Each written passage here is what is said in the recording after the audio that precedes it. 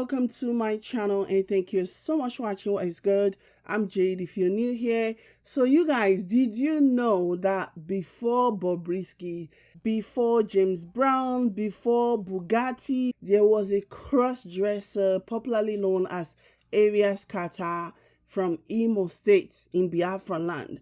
I'm talking way back when. I'm talking about back in the olden days, like in the 70s and the 80s. And how should I say this? CR0ШŠ-DRESSER worked so that Bobrisky can run. And I'm sure that if we dig deep into history, we will find a lot more people like CR0ШŠ-DRESSER, but we are focusing on CR0ШŠ-DRESSER today.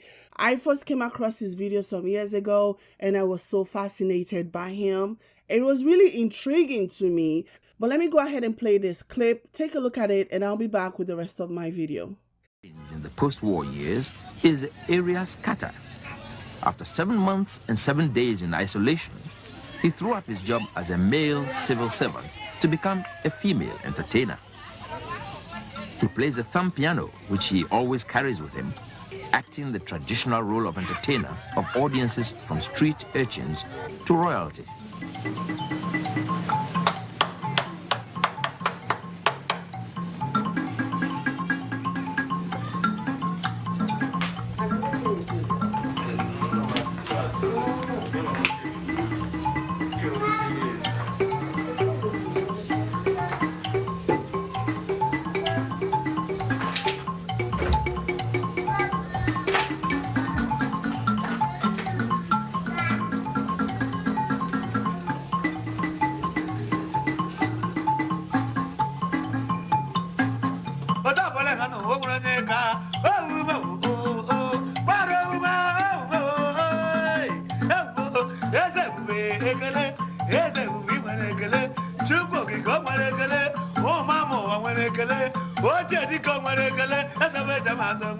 Like much Igbo music in the East, my song is tinged with some bitterness and black humor.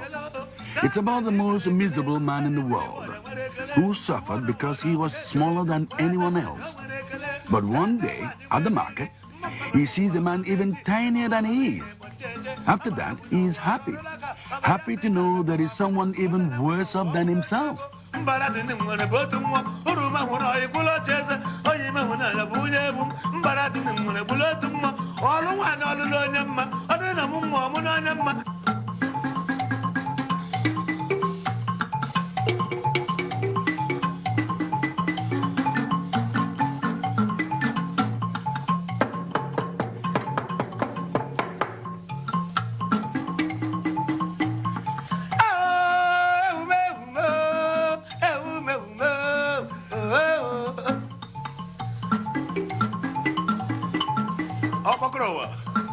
You must test that machine.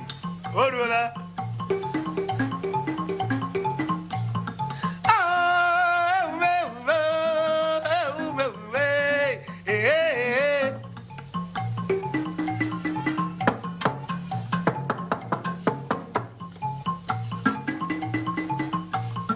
What is okay? No, what I can now go.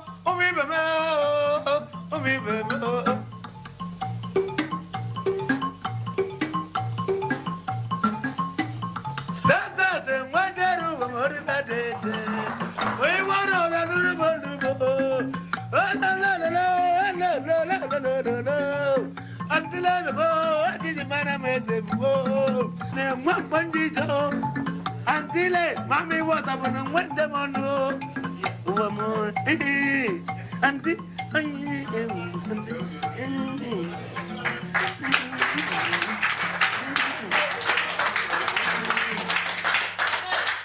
So you guys just saw that. Like I said, I am sure if we do our research, we will see that more people like him existed back in the old days. But you know how hard it is to research anything in Nigeria. It is so hard because we don't know how to keep records.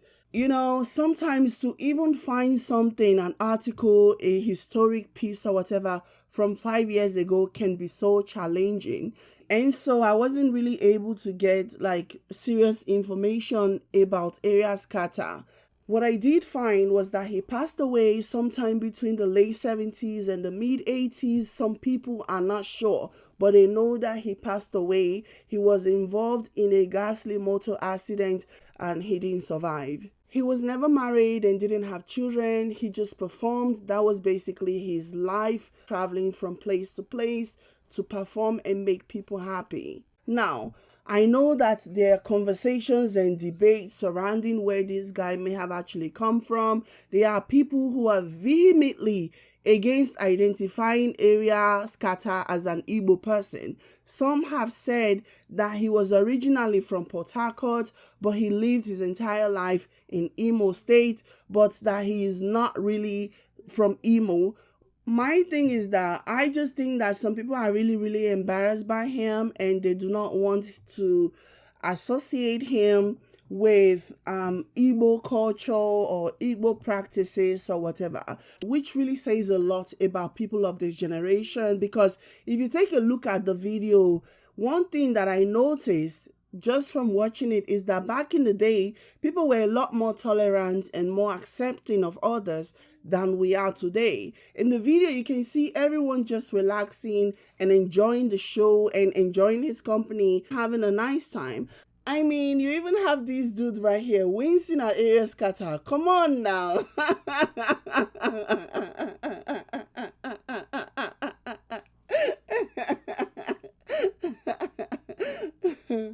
Check him now. Am I wrong or am I right?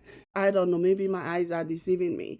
But all in all, it just seems to me like people were a lot more tolerant back in the day than we are today. Maybe people were a lot more tolerant because they were just coming out of a civil war and they were just thankful to be alive, and or maybe people just didn't care about your sexual orientation back then or what alphabet you belong in. Maybe they only cared about the content of your character more so than they do about what you put on. And history has it that he went into the bushes for like 7 months during the Civil War, and then he came back and started dressing. Maybe he had an epiphany. Maybe his entire life he has had to hide his true self, his true personality. And so hiding inside the bushes for 7 months and 7 days gave him clarity. He had enough time to think about things and who he wanted to be and to actually embrace who he really was. And so, yeah, but I can't help but wonder what his life would have been like in this day and age with so much intolerance, with so much hate. They probably would have set him on fire by now. There is a reason Bobrisky walks around with security guards. It's not for fun. It's not because he likes throwing money around.